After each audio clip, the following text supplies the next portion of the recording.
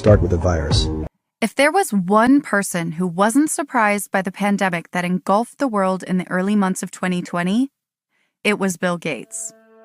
When I was a kid, the disaster we worried about most was a nuclear war. Today, the greatest risk of global catastrophe doesn't look like this. Instead, it looks like this. If anything kills over 10 million people in the next few decades, it's most likely to be a highly infectious virus rather than a war. I think an epidemic, either naturally caused or intentionally caused, is the most likely thing to cause, say, 10 million excess deaths. What could cause an excess in a single year of 10 million deaths? Now, clearly a big war could, and a pandemic, natural or created by bioterror. Gates was the private sector counterpart to the public sector's Dr. Anthony Fauci. The two men worked as a tag team to issue flawed pandemic guidance from their respective perches. Over nearly 2 decades, starting in 2000, Gates funneled more than $10 billion into various vaccination and antivirus efforts, including the tens of millions that he had invested in messenger ribonucleic acid, mRNA technology. He called this 11-figure outlay the best investment he had ever made due to a clever accounting trick that estimated a staggering $200 billion return in ill-defined social and economic benefits. From the start of the COVID crisis, Gates was ahead of the curve. In an early and widely circulated dispatch, Gates laid out the path forward. Treatments, vaccines, testing, contact tracing, and policies for opening up. In addition, his unofficial partnership with Fauci seemed stronger than ever, and along the way, he had cultivated relationships with other disease experts, including the lesser-known face of the U.S. government's pandemic response, Dr. Deborah Birx. Both Gates and Fauci had repeatedly warned that a pandemic was an impending threat. There is no question that there will be a challenge to the coming administration in the arena, but also there will be a surprise outbreak. In addition to becoming the largest individual funder of the WHO, Gates had dumped at least $3.1 billion into various programs run by Drs. Fauci and Birx. Therefore, their pandemic response strategies had long since synced. Simply put, they all seemed to be using the same talking points, ones that government officials at every level regurgitated as if reading from the same script. Most Americans believed the billionaire's promises of a return to normalcy, and they did their part.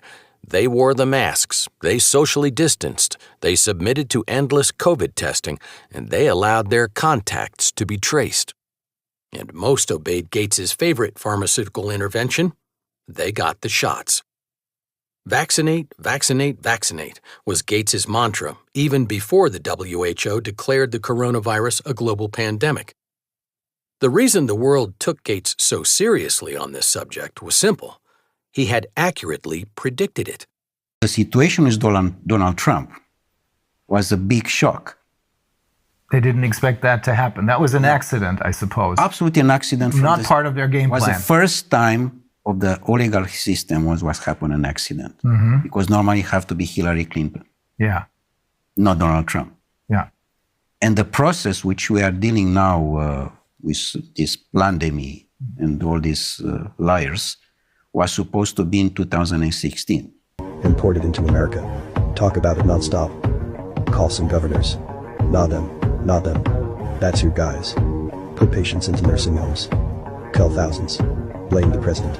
Keep blaming. Blame some more. When did the vaccine come about? Under Biden? No, under Trump. No, it didn't. It came 2 days after election was over with. 2 days after election was over with, Pfizer announced it was not under Trump. Oh, they intentionally kept the vaccine after the election. Folks, you don't remember that? Listen, I'm no fan of the vaccine. I don't care who was behind it. Trump, anyone else, I don't care. But what Patrick said there is accurate. The vaccine at the time, before everybody knew what the issues with it were, was being sold as some panacea. You remember? And they held it back until after the election? Person who was working in a large laboratory, an old friend of mine, and I called him up and said, can you get someone in your lab to help me with this? And he said, Rich, what are you? You're going to vote for Trump? I'm not going to do anything that will help Trump get reelected. Well, I'm not a political person, but I was not doing this to support Trump, but this was the impression that Trump, because he had come out and said it was a laboratory leak, that therefore doing this work would lead credence to Trump, which might throw the election. So I called up another friend of mine who is also at the Nobel level category, and he was very interested, but he's not a virologist, so he called up his virology friends. He couldn't get anybody in. So this is I think something that is really cheering, really scary. Lock down small business, kill the economy, push mail-in voting. The United States government knew that COVID wasn't going to affect in-person voting at all. The remark by Dr. Fauci last week about the 6-foot distancing was very damaging in the general populace, because he basically said, well, it was an assumption we made. It seemed like a good idea, but we didn't really have science behind it, but yet it still became public policy. The Democrats wanted, though, you to believe that COVID was going to kill you if you voted in person, so they needed to do it by mail. There was an entity called CISA, the Cybersecurity Infrastructure Security Agency. CISA told the United States government that's not true. People can vote safely in person, and if you vote by mail, there's going to be a lot of problems with fraud. Here's the New York Times quote, yet votes by mail are less likely to be counted, more likely to be compromised, and more likely to be contested than those cast in a voting booth. Statistics show. This is the freaking New York Times.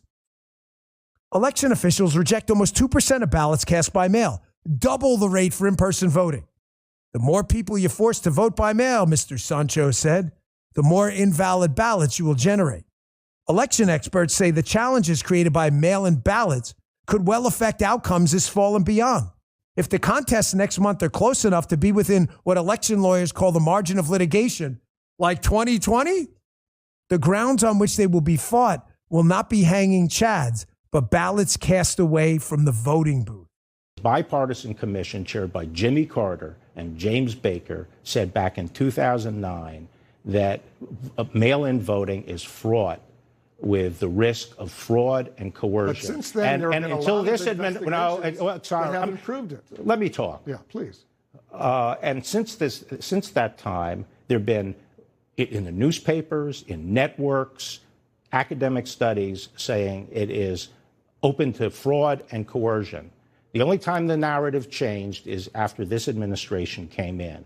But elections that have been held with mail have found substantial fraud and coercion. For example, we indicted someone in Texas, 1,700 ballots collected from people who could vote. He made them out and voted for the person he wanted to. Okay? Because that kind of thing happens with mail-in ballots, and everyone knows But there are individual cases, but as far as widespread fraud, we haven't seen that since. Well, we haven't had the kind of widespread use of mail-in ballots that's being proposed. We've had absentee ballots from people who request them from a specific address. Now what we're talking about is mailing them to everyone on the voter list when everyone knows those voter lists are inaccurate. People who should get them don't get them, which is what has been one of the major complaints in states that have tried this in municipal elections. And people who get them are not the right people. They're people who have replaced the previous occupant, and they can make them out. And sometimes multiple ballots come to the same address with a whole several generations of occupants. Do you think that's a way to run a vote? Well, the only thing I'm saying is that so far we haven't seen widespread fraud. But so far we haven't tried it. Well, and the point is, but a lot of us. There are several states that only have mail-in voting, including a Republican Well, state this like is playing with fire. This is playing with fire. We're a very closely divided country here. And if people have to have confidence in the results of the election and the legitimacy of the government, and people trying to change the rules to this methodology, which, as a matter of logic, is very open to fraud and coercion, is reckless and dangerous. And the people are playing with fire.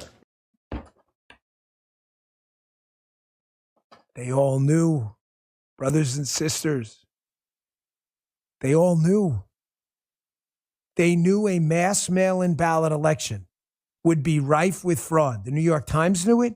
The government knew it. CISA knew it. The lefties knew it. But they pushed it anyway because it was the only way Biden was going to win. Stoke a race war. Call for riots. Well, Alicia, what do you think's at stake in November election? Everything. Like everything is at stake. And I'm really not being facetious about that. Yeah. To be real, what's at stake is whether or not a new world order is able to take root and grow. Pick a candidate. No, not her. Yeah, that's more like it. Lock him in his basement. Shield him from the press. Don't cover this. Don't cover this. Don't cover this. Executive editor Marty Barron recently put out newsroom-wide guidance on how to cover one of the most concerning types of disinformation or influence operations. It's the hack and leak, which we saw in 2016. And some of the guidelines include making sure if there's some information that comes out that looks like it was hacked and then put out online by a foreign or even domestic actor, we need to determine the authenticity of the material, the newsworthiness of the material, because not all hacks and leaks are worthy of being covered. They're not newsy, they're not significant or relevant. And the provenance, where did it come from to the extent possible? Was this a Russian government-sponsored attempt, a Chinese government-sponsored or proxy effort? Those are the three things we need to look at before we even decide to publish the information. And so we should all, as reporters across the newsroom, refrain from just tweeting something out right before the top editors have ascertained the newsworthiness and the authenticity and the origin or provenance. We should also, as you say, really focus on context. What is it that we know or don't know about the material and its origin? Why is it that someone, if you're reading these hacked emails from Hunter Biden's account, it's because Vladimir Putin wants you to read them? What would the motivations of the source be for that? Keep doing that. Ignore the economic recovery. Downplay the world peace. Pump the polls. Pump. Don't stop pumping. Install your software in swing states. That was fast. Take control of polling stations. Call off the election when you're losing. Kick everyone out. Pull out all the extra ballots. Get the software to do its thing. About this comment by Prigozhin, this Russian oligarch linked to Putin, right. Who appeared to admit, maybe he was joking, I don't know, the Russian interference in U.S. elections. He told Telegram, quote, "Gentlemen, we interfere, and we will interfere." What did you make of the comments, and are you confident in the security of tomorrow's elections? So this in and of itself is an information operation. This is disinformation, what Prigozhin is doing. So И демократы были на нас в обиде. Поэтому, когда в 2020 году демократам была нужна победа, и представители президента Байдена обратились ко мне с просьбой подтусовать там кое-какие голоса, мы им с удовольствием помогли, и тогда они сказали нам... You are confident in the elections. You think that they are secure and they're going to be okay tomorrow. Yeah, I've historically been pretty confident in the resilience of the election system, and that there's not a foreign adversary that can get in, that can change a vote, that can prevent voting. I do think that there's some opportunity space in just day-to-day operational mistakes. There could be something known as a denial of service attack against election night reporting. One of the things that we benefited from for 2020 is that you could get in, you could help partners that were going through elections or about to go through elections. And as a part of that, you could see what the Russians in particular were targeting from election infrastructure perspective. And so in one case, it was election night reporting and voter registration. And those are two things they were targeting. I could take that and go back to a Secretary of State or a state election director. I want everybody to look at Secretary Bokvar in Pennsylvania, Secretary Benson in Michigan, Secretary Sagaski in Nevada, Secretary Hobbs in Arizona. All strong women that are standing up, that are under attack from all sides, and they're defending democracy. They're doing their jobs. Look at Secretary Raffensperger in Georgia, lifelong Republican, He put country before party in his holding a free and fair election in that state. Our client is not allowed to talk about certain evidence at trial, including these bits. For example, they say that our client was prohibited from offering designated depositions into the record, one from Kathy Latham. Now, she is a key eyewitness whose deposition testimony supports our claims that the machines are bad. The intent of Mr. Davis was to include specific designated depositions, including her referenced affidavit that has eyewitness details of how the Coffee County Dominion system was accessed wirelessly, despite claims from the vendor and the defendants, right? Kind of an important witness. Who was accessing the stuff wirelessly? So our client, he contends that these designated depositions that are already identified in the docket, they would show the following things. If we could call this guy as a witness to show that your machines are bad, this person would show that during the 2021 Senate runoff, Kathy, the person, served as a voter review panelist who was actually in the computer room on election night. She was there with Misty Hampton and Ernestine Thompson Clark, who is a representative of the Democratic Party. Now, in addition to the absentee and the UCAVA ballots, there were approximately 6,000 advanced voting ballots from a field scanner that failed during early voting that required scanning after the polls closed. Now, as they began scanning these, and she's a witness there, the 6,000 advanced ballots on the Dominion ICC central scanner, the workstation computer displayed a QR code failure error message. Oh no! That rejected at least one ballot for every small batch, including batches of only 5 to 10 ballots. So a bunch of stuff got rejected. Now the 6,000 ballots. And remember, in Georgia, I believe the margin was about 11,000. So the QR code failure error only occurred on ballots that were cast for 3 Republicans. Oh, that's weird. How'd that happen? Republicans David Perdue, Kelly Loeffler, and Bubba McDonald.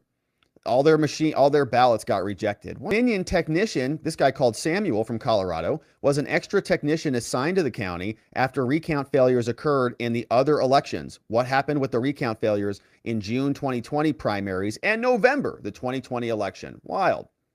Now, the technician just came out and said, oh, just wipe the scanner down. So Eric Cheney then ordered Mr. Chalandris to get his boss on the phone. He said, why is this rejecting all of our Republican ballots? Hello, get your boss. So then they called Dominion, this guy, Scott Tucker. And he says, why don't you step outside the room there before you... They had a private conversation outside the room. He comes back 30 minutes later. Mr. Chalandris walked back into the computer room, stood next to the scanner holding his cell phone, and then he told Misty Hampton to try one more time. She was able to run the remaining batches of ballot with no problem, although no Dominion technician touched the voting system. Stood next to the scanner holding his cell phone, and then it fixed it. I guess that's the implication there, right? Stood next to the scanner, held his cell phone, and said, try it again. Then she ran it and it worked, but no one touched the machine. So I don't know. Did they? Maybe the can is. Two options. One, the can air worked, and it just worked, or there's more to the story. So, anyways, here's the affidavit that they want into the record. So, the next person they want to talk about is Misty Hampton. Now, plaintiff was also prohibited from tending certain designated depositions into the record. Misty Hampton, a key eyewitness whose deposition testimony is supportive of Mr. Davis's claims. They say he was going to call her Misty Hampton because this was a designated deposition. She has eyewitness details of how Coffee County Dominion system was accessed wirelessly, again, despite their claims. Now, these designated depositions are, they're pointing this out, like we've already done these depots. Okay, they're already supposed to be here. This is already set for trial. And they're already in the scope of this. So we want to show from Misty Hampton, and by the way, the judge rejected all these people, so they're not going to testify. Or rather, these depots are not going to be included as part of the record, apparently. But here's what she would have said. The Coffee County ICC mail-in ballot server was having severe ballot rejection problems back in January 2021 during the Senate runoff. The on-site Dominion technicians, one of whom is believed to be Gary Gaines, could not correct the ballot rejection problem. The technicians were pressured by the Coffee County Election Board member, this guy named Eric Cheney, to resolve the ballot rejection problem promptly. The two technicians went outside for 20 to 30 minutes, and one of them told her, try scanning the ballots one more time while holding a phone about 3 feet from the scanner. Now, the ballot scanning problem was then resolved, and the scanners worked perfectly without either Dominion technician touching any of the equipment. Maybe the machines are talking to each other. Weird. So they want to get her records in. Judge said no. Another person, this guy called Jeffrey Lenberg. They say our client was not allowed to call another previously deposed witness. Now, this is a key fact witness as well. They say the intent of this witness was to ask him about details about wireless access about Dominion. Again, 2021 runoff. If questioned for an hour or less on the serious security vulnerabilities about Dominion, right? We just need an hour or less. Don't even need a lot of time. This is what he would have been able to confirm at a minimum through his testimony. This guy, Jeffrey Lenberg, he would have said, if he testified, well, first of all, he says, I'm a retired testing person for nation state vulnerability. Wow. I got over 30 years of experience at Sandia National Laboratories. Would have been nice to hear from him. Now, he came to Coffee County for several days to determine why the scanner was rejecting ballots back in 2021 during the Senate race. He identified that network connectivity between the scanner and the election management server allows the scanner to be remotely configured. Oh, that's why the witnesses were saying that they could just hold their cell phones up. Oh. Now, he determined that adjustments in scanner settings can cause ballots to be rejected, or they can correct a ballot rejection problem.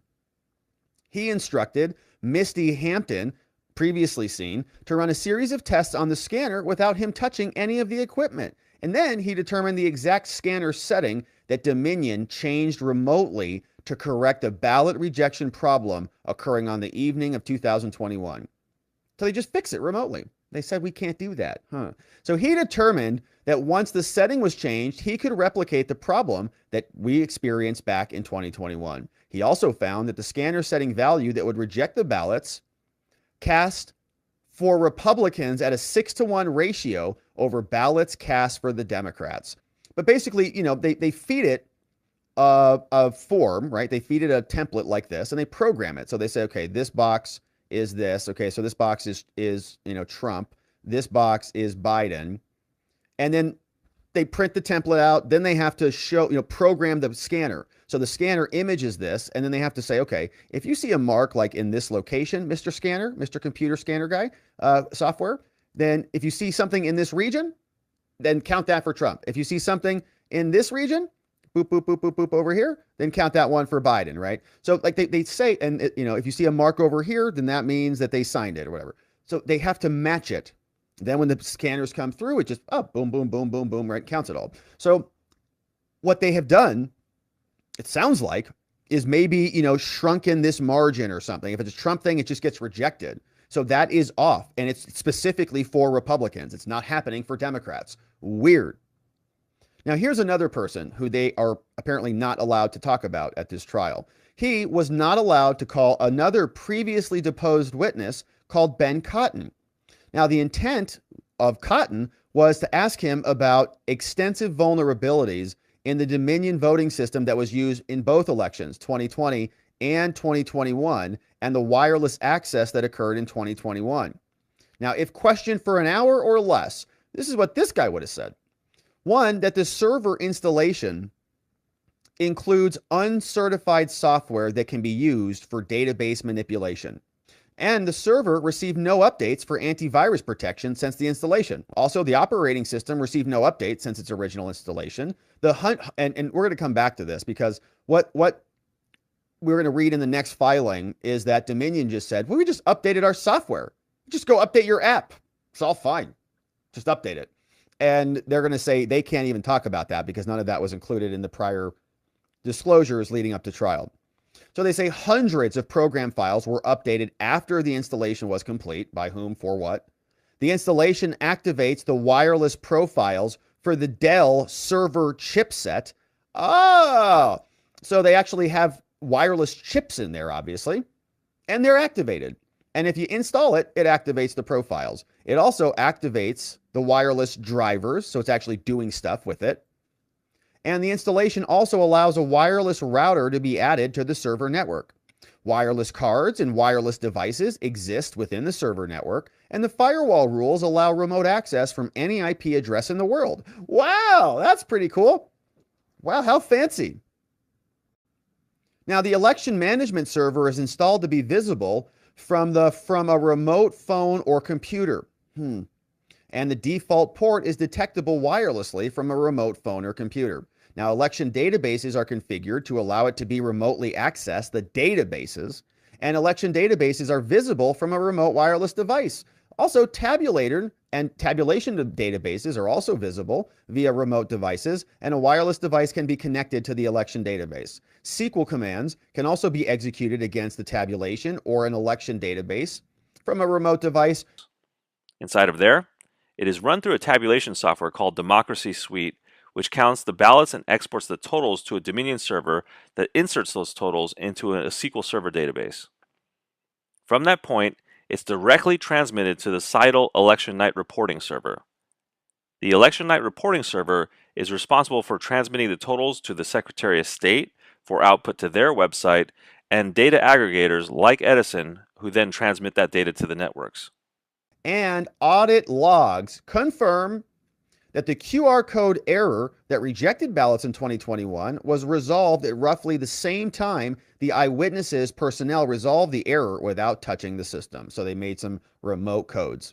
And that's very curious. You know, a lot of vulnerabilities there and a lot of people who we would like to hear from, who we think could add value to the conversation about who may or may not have been manipulating the data wirelessly and then magically just updating the scanner settings and everything through the cell phone. The Iranians were doing. So in this operation, we were executing what we call a cyber intelligence, surveillance, and reconnaissance mission in foreign space when we detected an Iranian MCA called Pioneer Kitten.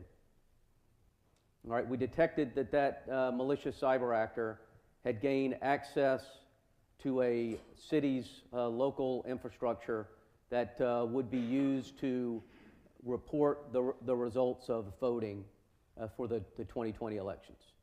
All right, to be clear, this isn't infrastructure involved in casting a vote. It isn't infrastructure involved in counting votes.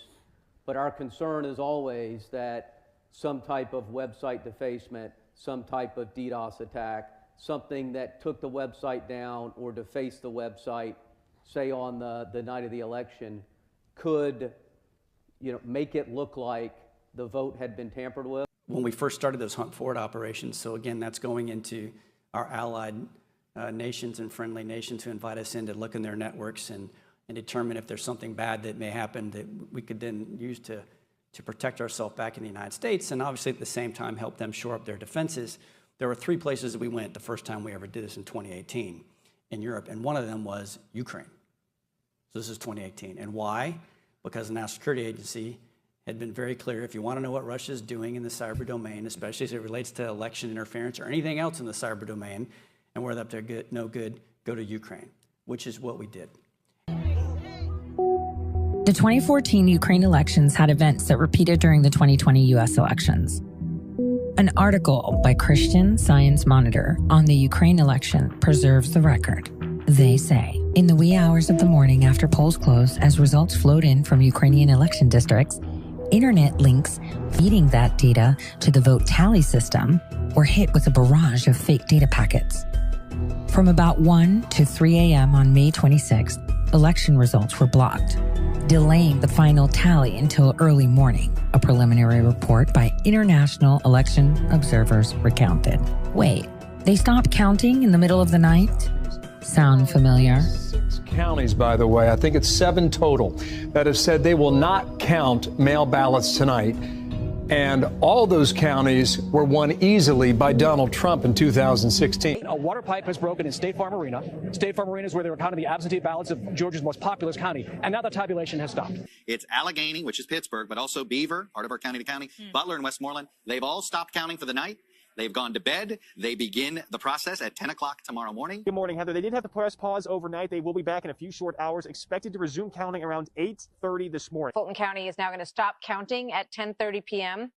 and will resume their count at tomorrow morning. They basically stopped counting tonight. They're going to start counting again in a few hours. It's already tomorrow morning, right? The election workers stopped counting those mail-in ballots at 10 o'clock. They will be back again tomorrow at 10 a.m. And Nevada says it stopped counting the votes yesterday, election day, but they don't say why. Why did you stop counting them? Here's where it gets really bizarre. Fulton County, most populous county, it is Atlanta. They just stopped counting at 10:30 p.m.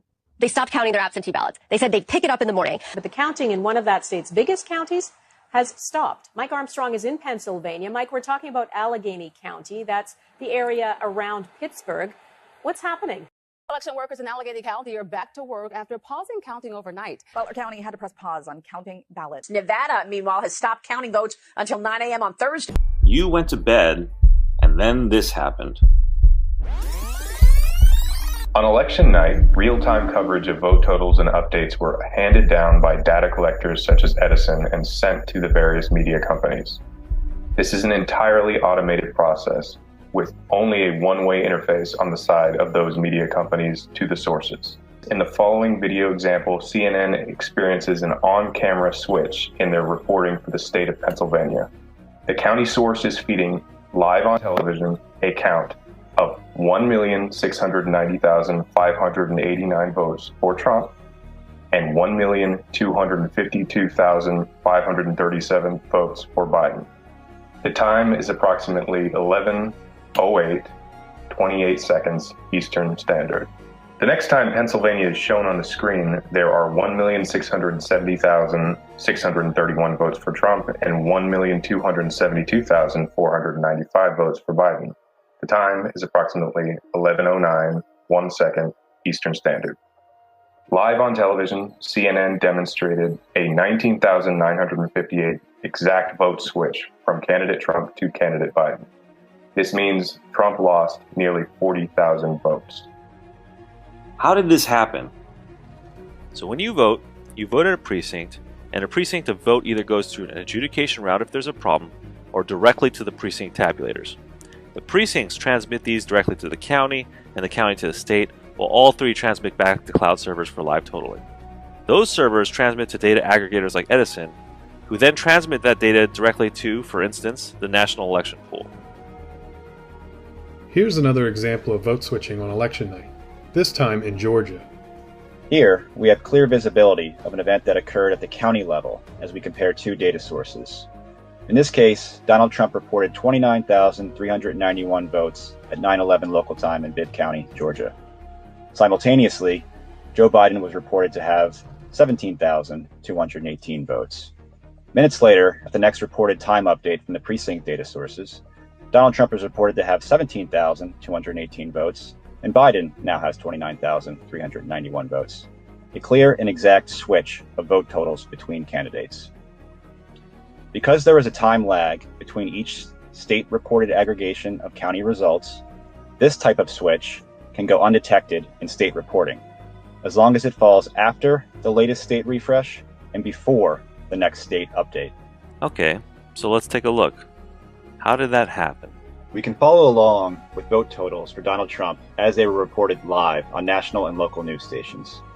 As we've all now seen the vote deductions taking place in real time, this may have required viewers to pause and rewind their live feeds in order to capture. However, a thorough analysis of the underlying data exposes significantly more. We can now see the breakouts of each vote update by existing votes, as well as the incremental absentee and election day buckets. What you're now seeing is something we should never see in an election. Votes are always additive and should never go negative. In Pennsylvania alone, 12 deductions for Donald Trump totaling over 279,000 votes were identified in the underlying source data. These deductions can go unnoticed when a large county's updates offset or nullify a separate county's subtraction in votes. It is after these data sources are closely analyzed that we can understand the full picture of what really occurred in the November 2020 election. So here's another instance of drastic vote swings earlier on election night. Okay, so let's take a look between 9:11 p.m. and 9:32 p.m. on CNN. Joe Biden first starts off at 706,000. Trump is at 371,000. Look at that. How did Joe Biden drop to 517,000 from 700,000. Now Joe Biden gets 300,000 votes. How is this possible? And Trump is crawling along down there from 360 to 385,000. Joe Biden going up to 871,000. And all of a sudden, Trump gets a large increase to 413,000. And then instantaneously drops down to 292,000. And Joe Biden going from 880,000 to 495,000. How can you drop literally half the amount of votes that you had when all voting is done in an additive process? You count a vote, you add it to the total. Votes do not go down. Why are we seeing negatives? And look, we understand that mistakes happen. We've said it before that a human can make a mistake and a machine can make a mistake. But shouldn't one error result in a swing of 300,000 votes? Okay, so if we take a look at Pennsylvania, we talked about a 19,000 vote switch that occurred. And let's say this was one human error. But what about all these? Are these all innocent errors as well? And what about all these all over the country? How many errors are okay to have in an election? How many votes were changed by these errors? And who is claiming responsibility for these errors? We're in a situation where we have put together, and you guys did it for our administration, the President Obama's administration before this. We have put together, I think, the most extensive and inclusive voter fraud organization in the history of American politics. Get the media to say it's over. Call the big tech guys. Ban anyone who notices. Act like the whole thing never happened. As Trump started to ask questions about mail-in ballots, signature matching, how come some people turned up on ballots and others didn't, and just how mail-in balloting, as CISA and the New York Times noted, is rife for fraud, the Democrats realized they had a problem. The Democrats on certification day on January 6th understood that they could not let that process be challenged. Doubts about the last election. And I want to assure you, I share the concerns of millions of Americans about voting irregularities. And I promise you, come this Wednesday, we'll have our day in Congress. We'll hear the objections. We'll hear the evidence.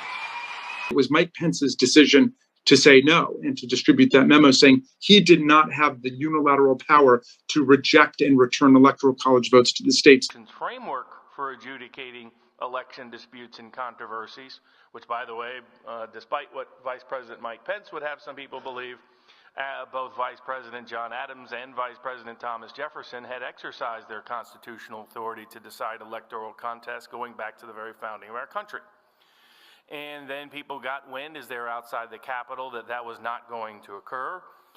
Pence made the peculiar decision to wait to release his decision until right at the beginning of that presentation, which helped put certain things into motion.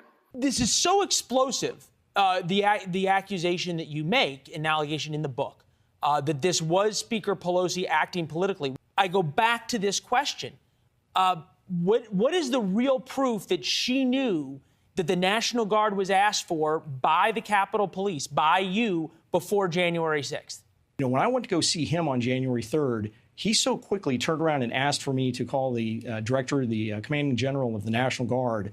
It made me think he had some heads up I was coming. When I asked him about that, he specifically said Paul Irving had called him in advance of me arriving, said, Sund is coming. He came to my office asking for the National Guard. Speaker Pelosi is never going to go for that. We have to come up with another idea. That was something he said right off the bat. And for him to come up with that idea that quickly, he had to have some advanced knowledge that it was coming by. But also, on January 6th, when you think about the fact 71 minutes, 71 agonizing minutes I had to wait to get approval from Paul Irving to call the National Guard, that right there should tell you something. At 2:33 p.m., a frustrated police officer can be heard venting about being, in his words, set up. They set us up. That's what they did. They set us up. They set up 64. Oh, absolutely. And then they asked y'all to come 2 hours later. They set us up. Yeah. Those aren't racist insurrectionists. Those are cops, and they know exactly what happened. They got set up, and so did a lot of people that day. It wasn't like federal authorities didn't know there was going to be a big demonstration. They knew very well. They've been talking about it for weeks. House Speaker Nancy Pelosi shown fleeing the U.S. Capitol as it was under attack on January 6th. The videos captured by her daughter, Alexandra Pelosi, a documentary filmmaker. If you drag it out, after the Democrats lose the House, and then they get rid of the committee, people may lose interest. The first trials are going to get a lot of attention. It's like anniversaries. The first one is a big deal. They get a really big deal. January 6th, no one's going to care after the Democrats are out of power. And then take Biden out of office, then who cares? If you drag it out long enough, I wouldn't go first for a trial, because D.C. is a lot of people that work for the government, and it's a lot of, I don't think I'm sympathetic. The jury, the jury is going to be. We don't need the trial to be held there. Well, if you got moved, you totally get off. I wish successfully move it? No, they won't move it. I mean, think about it. They'll resist it. They'll say, I've heard the hearings. They're going to say, how dare you say we're not fair? We're fair. If there was an insurrection, you were supposed to be in line. Marching, you're in the military, you know this. No, you were supposed to have a plan. Exactly. It's called operations order. You sit down overnight with your soldiers. You go over. All right, you're gonna go here. You're gonna go in by this side. At this time, we're gonna take over this. There's none of that. If it was an insurrection, it's the sorriest insurrection in the 20th, 21st century ever. No guns. No plan. People taking selfies. A guy smoking pot. I love the guy. Yeah, you're gonna be able to laugh about this one day. I don't know what the Proud Boys is, but I know Gavin McInnes. I went on road trips with him to parties. This guy, I mean, he may talk shit, but a lot of it is like he's a provocateur. He says it to be funny or whatever. But the idea that he's now being elevated to being this, it totally makes me laugh, because I'm like, look, I know this guy. I've been to many parties with him, and I know he just says some crazy shit. Oath Keepers founder Stuart Rhodes has been sentenced to 18 years in prison. The Oath Keepers are extremists who promote a wide range of conspiracy theories and sought to act as a private paramilitary force for Donald Trump. They were either sitting still in the Ellipse VIP section at the invitation of the Secret Service. Yes, I said that. The last thing that this government wants, as it's moving us away from individual liberty to centralized control towards the New World Order, the Great Reset, whatever, however you want to label where they're taking us right now. The last thing they need is an organization of tens of thousands of former law enforcement, retired military that have sworn to keep and continue keeping their oath. Got to clear them out. That's it. And so this was the opportunity to not only scapegoat them, and they look the part. They wear the paramilitary looking gear, and it was time for somebody to make an example of. We have got to finish the proceedings, or else it will have a complete victory. She provided some of her footage to the January 6th Select Committee, who played clips in their hearing Thursday. But in the roughly hour of additional footage obtained exclusively by CNN, we see lawmakers transforming Fort McNair, a military base 2 miles away, into a command center to communicate with Vice President Mike Pence and others, even considering reconvening the congressional proceedings at the military base. We're being told it could take days to clear the Capitol. In classic House fashion, the all clear came in the form of, there's food in this room in the Capitol. And that we should be moving everyone here to get the job done. We're at which has facilities for the House and the Senate to meet. We'd rather go to the Capitol and do it there, but it doesn't seem to be safe. I'd like to know a good goddamn reason why it's been denied. Then Senate Minority Leader Chuck Schumer shouting at Army Secretary Ryan McCarthy. No one really understood the situation. No specifics or clarity what the size of the crowd, where they were, did they actually breach the building? So there was great confusion. We were trying to get clarity and understanding. Then the mayor called me with the police chief after that. So I ran down the hall to get authority to launch because I knew something was happening but didn't have great understanding. Running down the hall of the Pentagon. Look, of course, they were all watching it on television, but to get the guard up there, they had to figure out exactly what the threat was. What tools, what equipment did the guard need? Where would they go? What would their mission be? All of this took some time. Trump blocked the National Guard going to the Capitol. Mr. Trump unequivocally authorized up to 20,000 National Guardsmen and women for us to utilize should the second part of the law, the requests, come in. But those requests never did, as you So the National Guard was not present, even though Trump had asked them to be there. Had they had the regular Capitol Police presence or the regular Guard presence that had been requested by the president, January 6th never happens. Please move. The whole Capitol is rampage. There's a picture of someone sitting in this chair of the Senate. Thank you, officers. God bless you guys. Thank you for your patience. We really appreciate it. They have dissuaded him from coming to Capitol Hill. They told him they don't have the resources to protect him here. So at the moment he is not coming, but that could change.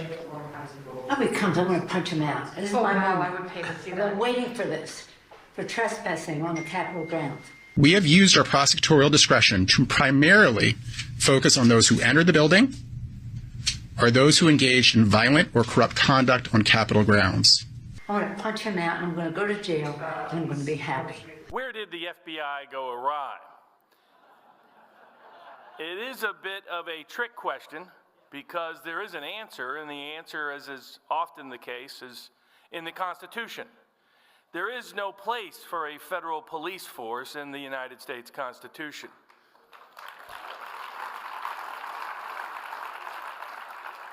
Our founders probably understood that the direction that it would take if we did do so. It's also why there's no standing army. Let's just look at some recent examples before we go back and look at the history of the FBI and ways in which it has always been problematized by its politicized character. Though the nature of it has expanded and extended and has gone to a scale and a scope we have never witnessed before. Beginning with the election or just the campaign of President Trump. Take, for example, the January 6th Proud Boys trial taking place currently in the District of Columbia. In that case, there has been multiple documentation of the role of informants, infiltrators, and instigators in the events of January 6th. There was an unusual lack of security in some parts of the Capitol, number one. Number two, there were other members of the police that were actually guiding protesters into a compressed area where they would then be attacked by members of the Capitol Police, that would lead to people reacting and responding, and only the people that reacted and responded were caught on camera, broadcast to the world, or ultimately prosecuted. The Capitol Police, who initiated and instigated that conflict, took a complete walk from any accountability and responsibility. Officer Harry Dunn, in his new book, Standing My Ground, a Capitol Police Officer's Fight for Accountability and Good Trouble. Officer Dunn has been among the first Capitol Police officers to describe what happened to law enforcement on January 6th. It is expected that when somebody does release a book that they're going to do a quote-unquote book tour, that they're going to make media appearances. The most unique and interesting thing about this book tour that he's on is that for some reason, none other of the Capitol Police officers are allowed to tell their stories. What if Donald Trump wins again? Would you? You got anything strong? Let's make no mistake about it. There were a lot of officers injured that day. I have reviewed hundreds and hundreds of hours of video, and there was violence. I saw violence there that day with my own eyes. In the dozens of media interviews that he has participated in. I've seen you on TV many times. Has anybody ever showed a single second of video of his heroic actions that day? We need heroes like you. What we learned from the book, though, he goes into great detail about his own history of therapies, counseling sessions. And I'm now receiving private counseling therapy for the persistent emotional trauma of that day. Mostly dealing with anger issues. And of course, we did see some of those anger issues displayed. So he was already distressed, already seeing things, imagining things, escalating things in his own mind in a way that other officers weren't. I'm not going to try and play psychologist because I'm not one. There's just something wrong with him. One of those incidences took place at the top of a stairwell down in the crypt. It's a staircase that leads down to the lower terrace where a lot of officers were receiving first aid for their injuries. He was surrounded by some Metropolitan police officers when inexplicably he just lost control. Vice versa. Keep feet.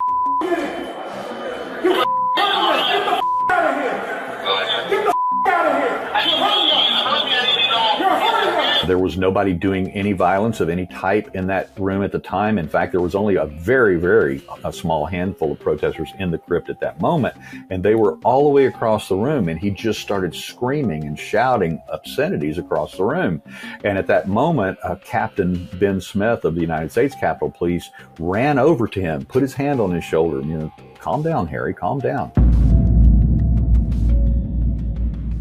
A couple of minutes later, Harry broke out in a run towards the staircase that led up to what they call the small rotunda or the speaker's lobby. And as he's running towards those stairs, he accidentally hit the button on his magazine from his M4 automatic weapon. The magazine bounces off the floor. 3 other officers run over. One of them picks it up and hands it to him. Then Harry runs to the top of the stairs. He's clearly agitated. He's in a high level of distress, not because he's been fighting with anyone. When he reached the top of that stairs, that was the moment when Oathkeeper Ken Harrelson saw this highly distressed officer carrying an automatic rifle arrive to the top of the stairs.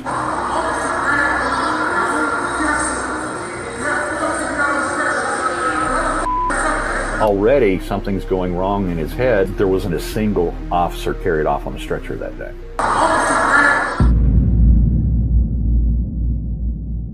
There was another scene that took place in which he describes in the book, not so terribly accurately. He says that he saw a protester who was leaning against the wall. Another police officer had given this protester a bottle of water to wash out his eyes because the protester had been sprayed with pepper spray. The book says that he was screaming obscenities to that protester and yanks the bottle of water out of his hand and then throws it, in his own words, halfway across the rotunda floor. Harry can be seen entering the rotunda. He's not running, but he does inexplicably walk the full length of the floor. He walks over to this lady sitting on a bench. She's wearing red and complete far end of the Capitol, or the rotunda from where he entered. He's screaming at her, and she's doing nothing. And immediately an officer has to come over and intervene and actually takes the lady away from Officer Dunn. Then Dunn walks over to the middle of the rotunda floor where a protester is sitting in the middle. He's not leaning against the wall. He's sitting on the floor. He has 4 or 5 other police officers around him. He does have a full bottle of water in his hand, and inexplicably, Dunn reaches down and violently snatches the bottle of water out of his hands, but he doesn't throw it across the floor. He just then ambles across to the other end of the rotunda and walks over and places the bottle on the pedestal of a statue. Then a higher ranking officer can be seen talking to another member of what they call the M4 unit, points at Dunn, and basically you can see from his hand motion says, "Get him out of here."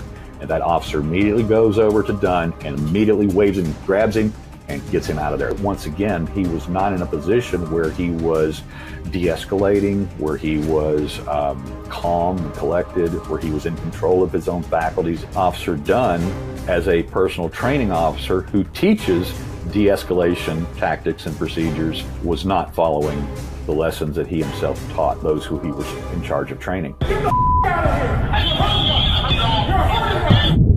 He's been put out as a hero. He received some Citizens Award from Joe Biden. MSNBC has treated him like a god. As opposed to Tarek Johnson, what he actually did on January 6th that was heroic, but he's been villainized. I reached out to Harry. I've been very fair in my series about the Capitol Police. I believe that they were set up that day. I told Harry right from the get-go that I believe that he was set up as well. My heart goes out to him, and I hope that Harry will eventually see way to maybe talk to me a little bit further and a little deeper and give me a little bit more inside information. Another big win for DOJ prosecutors. The biggest sedition trial in America in 80 years. The highest profile trial to date related to the January 6th attack. The Justice Department has rested its case in the seditious conspiracy trial against Oath Keepers founder Stuart Rhodes and 4 of his associates.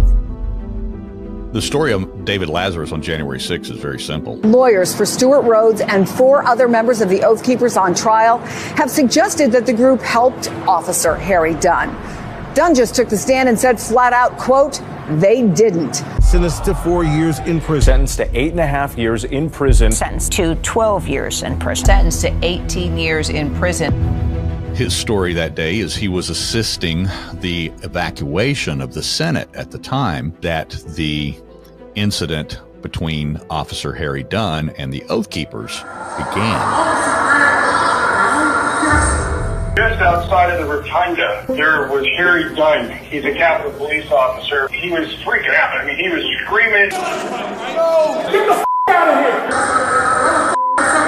He had a rifle. He had said he might get taken out, but he was going to take a bunch of people with him. He was definitely in a position where he could have done some damage. The Oath Keepers lined up between him and the more agitated protesters and assisted him in keeping them off of him. Dunn rejected the defense's argument that members of the militia protected him. He had 2 separate FBI interviews which were in conflict with one another. In the first FBI interview, he actually gave a favorable story about his encounter with the 4 Oath Keepers. He stood in front of Harry Dunn for almost 6 minutes. After he was brought in for his second FBI interview, he changed that story. He was fighting back insurrectionists across the Capitol while being called the vilest racist names. So what they did is they brought in another officer, Special Agent David Lazarus, to kind of bolster that story and give it more credibility by saying that when he arrived at the top of those stairs, that he saw Dunn standing at the top of the stairs being hassled by these Oath Keepers.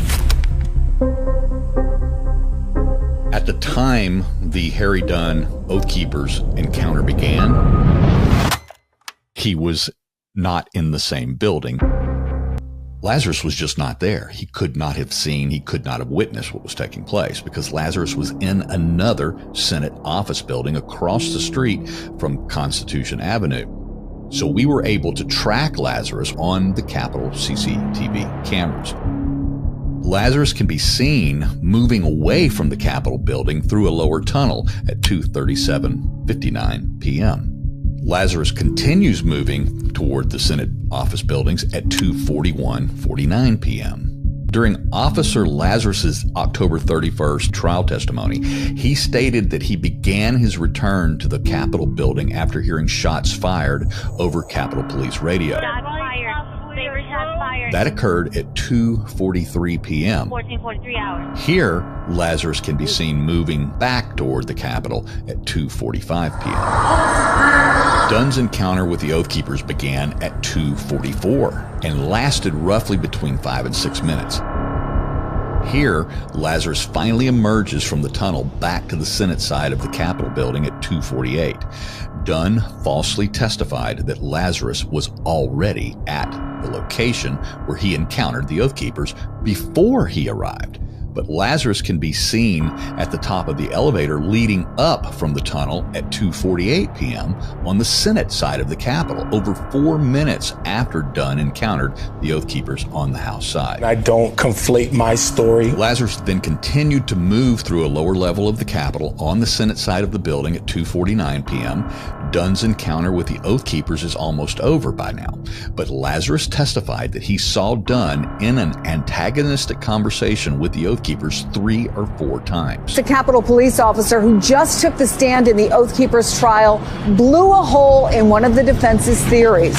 Starting to restore my faith in the Justice Department. Finally, they're charging people with the sedition we saw with our own eyes on live TV. Lazarus can still be seen in the Senate side of the building at 2:50 p.m.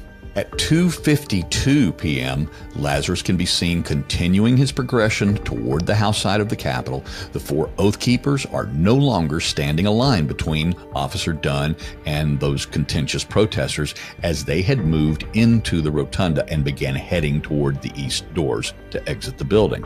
At 2:54 p.m., Lazarus continues moving toward the House side of the Capitol. He is still 1 level down from where Dunn and the Oath Keepers encounter had already concluded minutes earlier. At 2:56 p.m., Lazarus is still 1 floor below and is still not arrived at the staircase where he claimed to have seen Dunn's encounter with the 4 Oath Keepers. By this time, those Oath Keepers had already left the rotunda and are about to exit the east doors.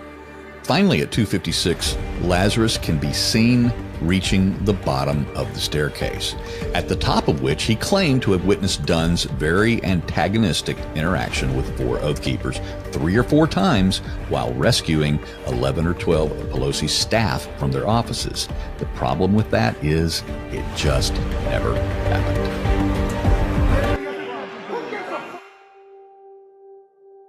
He was then shown in court a video clip of 4 Oath Keepers standing in front of Dunn. Lazarus was asked, "Are these the individuals you observed?"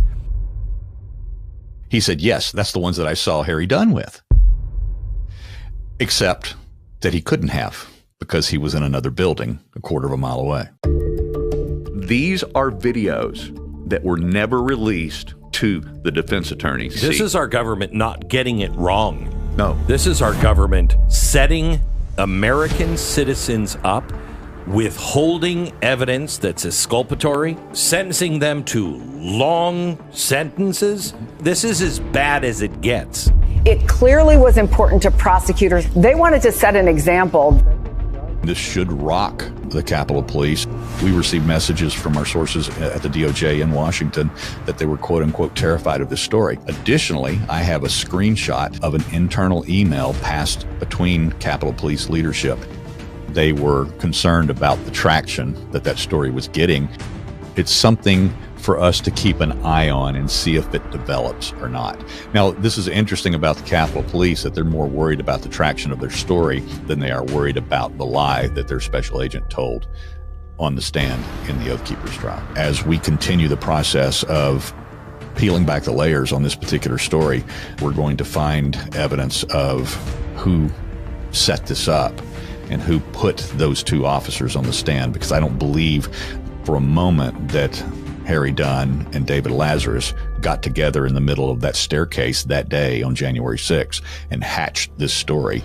People who took that unauthorized tour of the Capitol and had to be some of the most peaceful rioters in the history of rioting. These are people that literally stayed between the lines half the time as they're walking through the Capitol.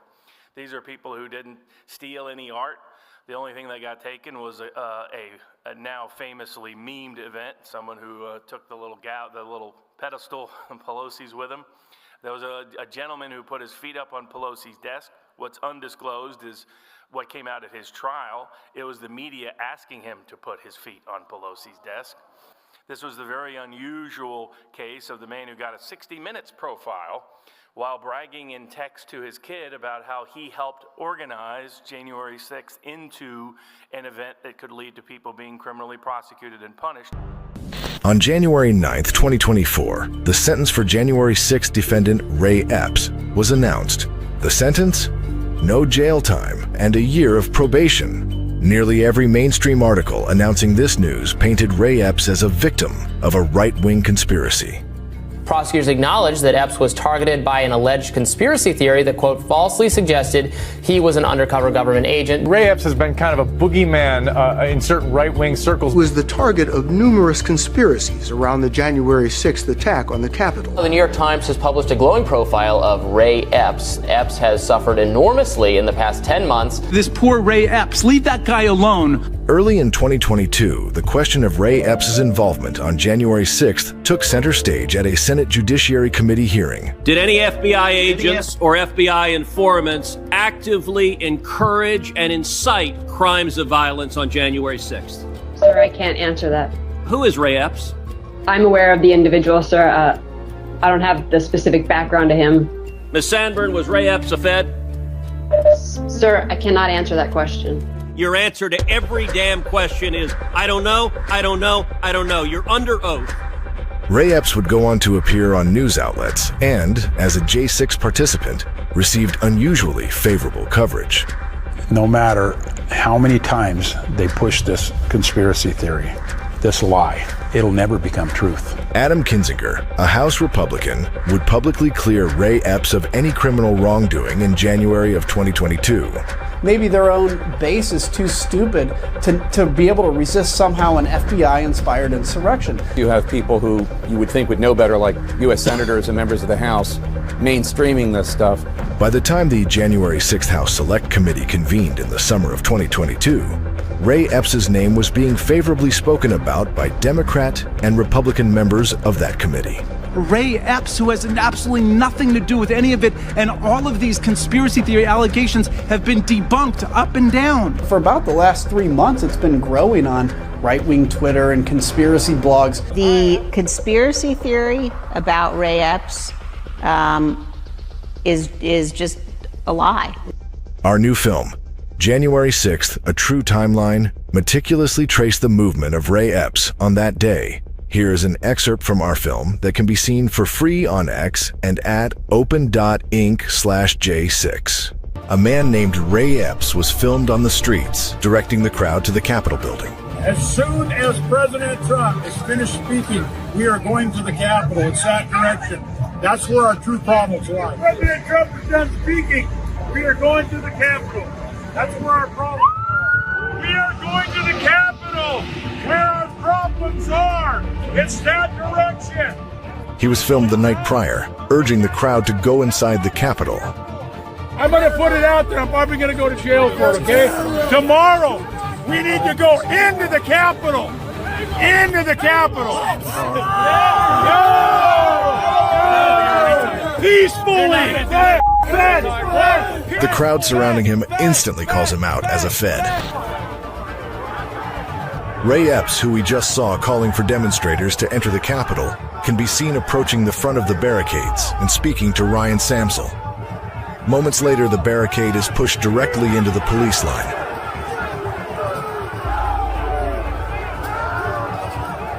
Zooming in closer to the northwest corner of the plaza, we once again see Ray Epps at the head of the crowd, in front of the next set of police barricades. So far, we've seen him the previous day calling for the crowd to enter the Capitol.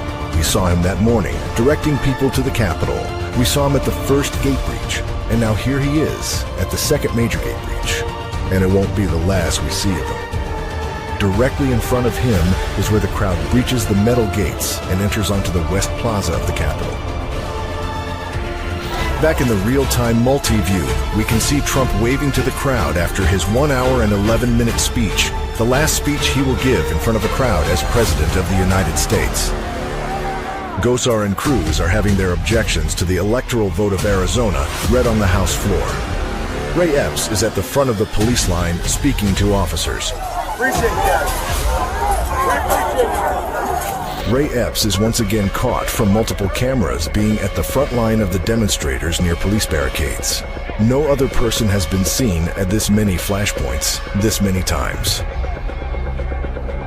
He walks freely up and down the police barricades multiple times, communicating with other demonstrators in a similar fashion to when we saw him whisper in Ryan Samsel's ear earlier, before the first breach. Around 1:40 p.m., Ray Epps is one of the members of the crowd who helps lift up a large Trump sign and push it into the line of police officers on the West Plaza of the Capitol. At 2:12, Ray Epps sends a text message to his nephew, telling him that he orchestrated the protest at the Capitol and that he helped get people there. The video evidence we have seen thus far would back up his claim. At 2:46 p.m., Approximately the same time as Ashley Babbitt is shot by Capitol Police Officer Byrd, a series of smoke and signal flares are activated at various locations around the Capitol. There's some kind of a flare in the sky there. As the smoke clears, we again spot Ray Epps, leaving the area and flanked by several individuals before leaving the Capitol grounds for the day. He's not the only one. They have found in the Proud Boys trial, a friend of mine, colleague, Norm Pattis, as one of the defense lawyers, has found more evidence of government misconduct and malfeasance and misfeasance than in any case he's ever been a part of, and he's had the privilege of being a part of, unfortunately, too many in our legal system, going on decades of representation. In that case, what they found is they're now approaching over 100 informants, infiltrators, and instigators that day. People that were on the government payroll who were the ones directing people to go into the building, directing the people to confront the Capitol Police, directing people to try to take things once they were inside the building, directing people to be confrontational. And that is just one aspect of the degree to which January 6th was very much a Fedsurrection, not an insurrection. What's really interesting, though, is that on the side where the damage was being done, there was a group of Ukrainians that supposedly, from what I'm seeing, were a part of the Ukrainian military and a film crew, a Ukrainian military film crew that was there when that breach took place, filming the whole thing. And one of these individuals ended up taking a picture with me. I didn't know who he was. I'd taken hundreds of pictures with hundreds of people, you know, so there's all the people asking, like, what are you doing taking a picture with Nancy Pelosi's son-in-law? What are you doing taking a picture with this Ukrainian guy? Which, by the way, the FBI asked me if I knew him. And I said, no, who is he? And he said, they said he's a Ukrainian spy. So the FBI knew this guy was a Ukrainian spy, okay? And it was him and his film crew that were there for that initial breach. And that whole thing goes way, way deep. We're not going to get into that just yet. But the point is, both of those gentlemen were just people that asked for pictures with me on that day. I had no idea who they were. Okay. So, and then there's some people that are saying that, like, when I went into the building, that I had my own personal photographer, that I'm an actor, a deep state asset, or a CIA actor or something, because the media was in the building that day covering the electoral college process. Okay. And then when the protesters got in there, the media just started snapping pictures. You know, so some people are under the impression that I somehow had my own personal photographer, which is absolutely ludicrous. Yeah. And real quickly, so just this week, I read that the FBI finally admitted that there were Ukrainian spies in the crowd. I know Laura Loomer broke the story regarding what the feds told me. And she's also breaking the story about how there are ties to some of these white nationalist Nazis here in the United States, and their ties to Ukraine, and their ties to CIA, and their ties to the FBI. Yeah. But I was curious, how did Mitch McConnell, how did Nancy Pelosi have such confidence that there was going to be no meaningful vote, no meaningful debate on the electoral contest challenge, given the constitutional history that supported it? Senator Cruz, Senator Paul, and others were getting together in an effort to create an 1886 style commission, 1876 style commission to look at what happened in Georgia, what happened in Arizona, what happened in Nevada, what happened in Wisconsin, what happened in Michigan, what happened in Pennsylvania, which was, as the Wisconsin Supreme Court would later confirm, a lot of illegal ballots were included in the presidential count that should not have been. And there were people who voted who weren't constitutionally qualified to vote. There were people whose votes were cast in a manner that wasn't constitutionally qualified, and the vote was counted and canvassed in a way that wasn't constitutionally qualified, because the Constitution requires that the rules be established by the legislature of the state, not by secret court orders, not by behind-the-scenes executive officials, not by Mark Elias cutting a deal with some corrupt person, not Zuckerberg buying off a local election office, none of that. Head to 2020, are you ahead right now? I'm confident in where we are now. We've learned a lot since 2016, where obviously we were we were behind where we needed to be on defenses. I think we at this point have priced some of the most advanced systems of any company or government in the world for preventing the kind of tactics that Russia and now other countries as well have tried, kind of copying what Russia did in 2016. Our job is to make the defenses stronger and stronger and to build the right partnerships with other folks in the industry and in the intelligence community and help keep this safe. In Wisconsin, you had them putting their own personnel in to actually run the election in places. What we do know is Michael Spitzer Rubenstein on Election Day was in the counting room in the Kai Center in Green Bay. Brown County Clerk Sandy Juneau emailed the Wisconsin Elections Commission on Election Day. In part of the email, Juneau says she believes the central count location is tainted by the influence of a person working for an outside organization affecting the election.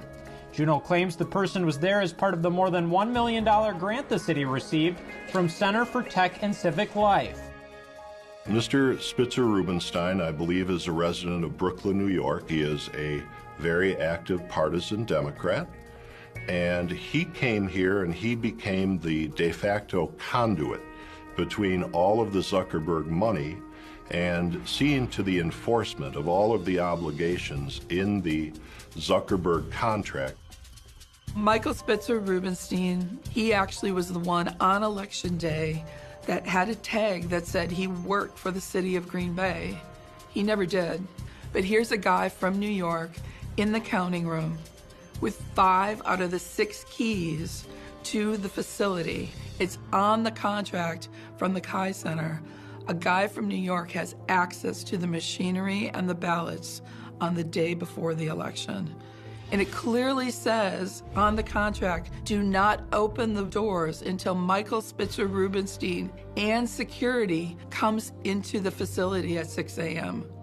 In a recent interview in the New York Times, you said you had advised Mark Zuckerberg to implement an advisory board. Were you referring to the oversight board that just came out with its first ruling and will decide in a couple of months about whether President Trump should be allowed back on? And do you think he should be allowed back on?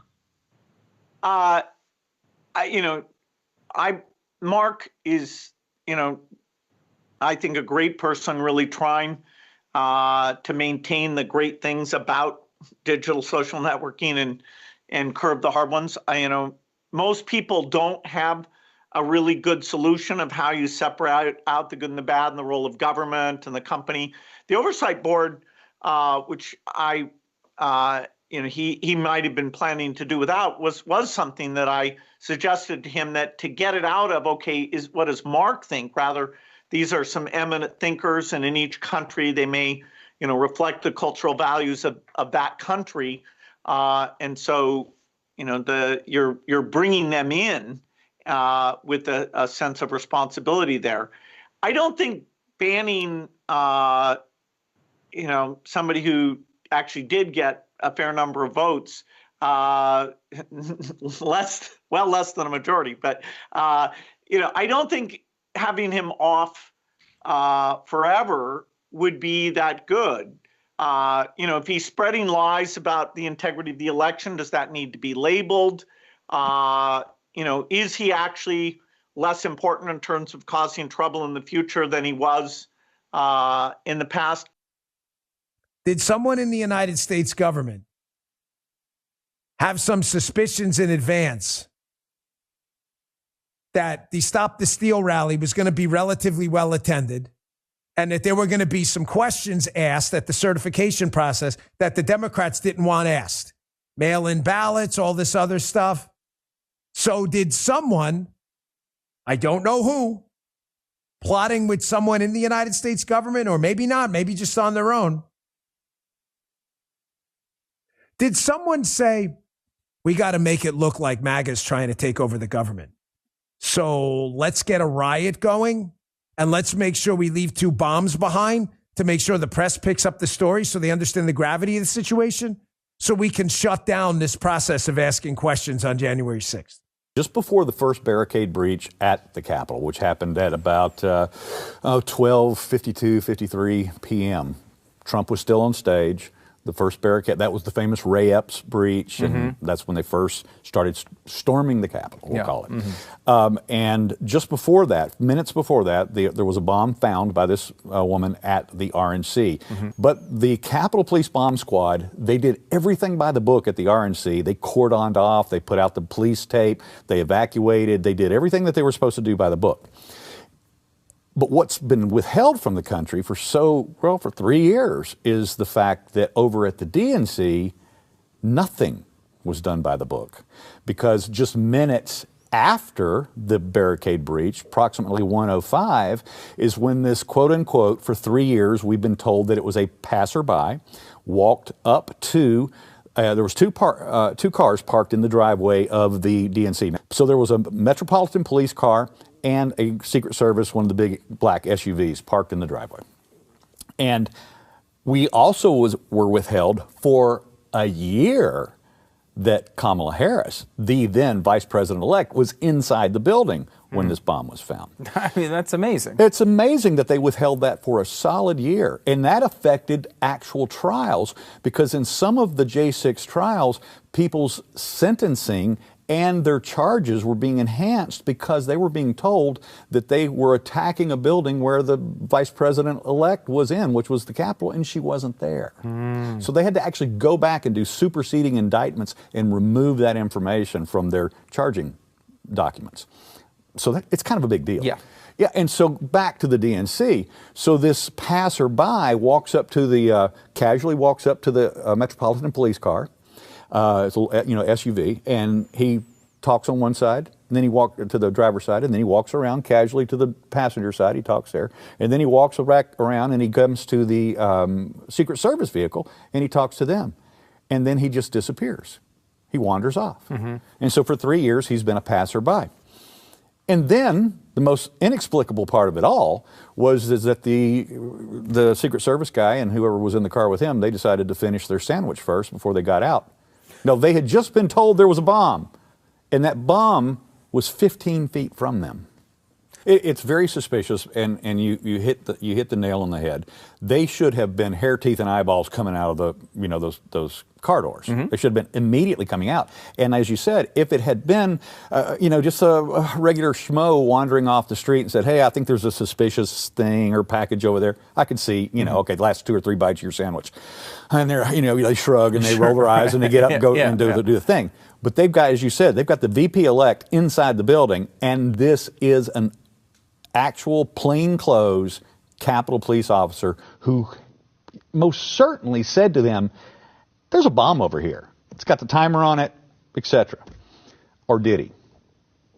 We don't know. So we don't know what he said. No, we don't know yet. Well, we don't know, but from my congressional sources, because I got this verified before we published. I had this verified from 3 different high-ranking congressional aides that were in the room when he was finally interviewed by congressional committee. And so they all verified that this was a true story. They do, in fact, know his name. Not telling you that's what happened. I'm just telling you, this is so insane with so many anomalies that, ladies and gentlemen, when the crazy and bizarre happens, you have to be willing to ask about the crazy and bizarre. Security footage manipulations. The FBI not disclosing this footage. Kamala Harris in the building and lying about it. The media cover-up. The bomb being found 20 minutes before the certification process with a timer with 20 minutes on it that wasn't moving. The bomb being found by a guy or a woman who notifies a guy who had worked for the Capitol Hill police, and then the other bomb found by a Capitol Hill guy. None of this sounds right. Why aren't we talking to this Capitol Hill plainclothes guy who found the bomb? Why isn't the radio traffic from the Secret Service out there? Where's the CP logs? How come Kamala Harris, no one told us she was there? Were they planning something? Was it made to look like an assassination attempt on Kamala Harris? And most importantly, if it was being made to look like that, did the Secret Service know? There's some shit going on here, and there is definitely.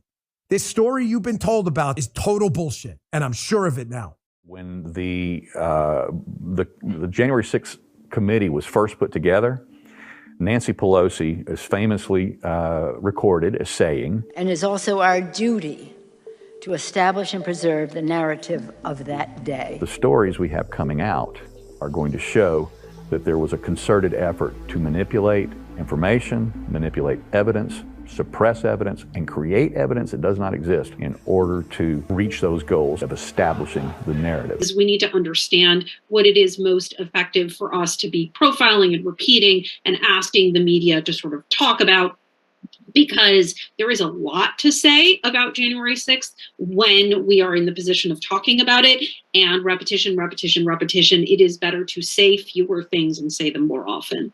Fighting for control of the narrative and making sure that you repeat, rinse, and repeat.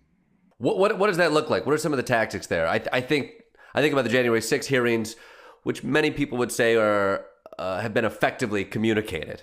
Perhaps the lesson there is just don't invite the other side of the table. It's really easier to get your point across. Perhaps it's the use of video. Perhaps it's just the repetition of baseline facts. Like, are there elements that you could draw from those hearings that you'd like to bring to the forefront here? I think we talk about Benghazi, we talk about those things. Like, you know the machine that is going to be behind this narrative. So how do you get out ahead of it? How do you change what Democrats did 6 years ago to be more effective in the upcoming year?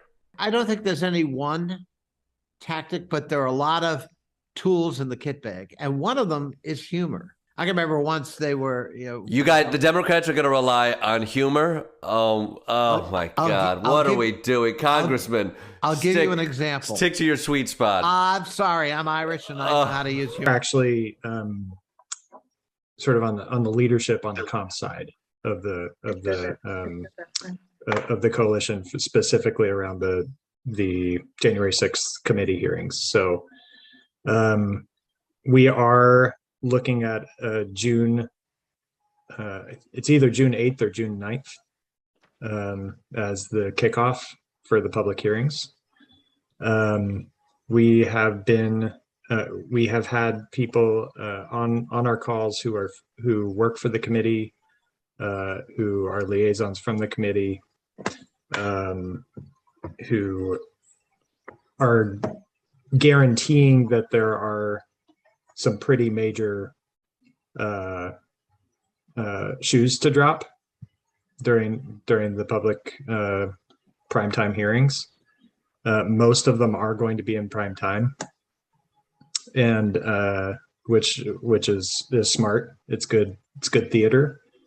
The timing is, whether it was intentional or unintentional, is good as we head into summer before the midterms.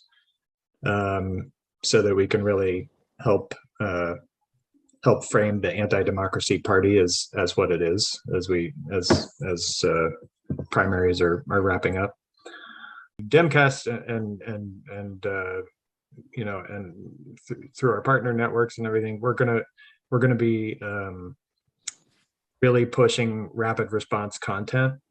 So there are whole teams set up to cut video and socialize that video quickly from the like in real time, basically, as the hearings are taking place.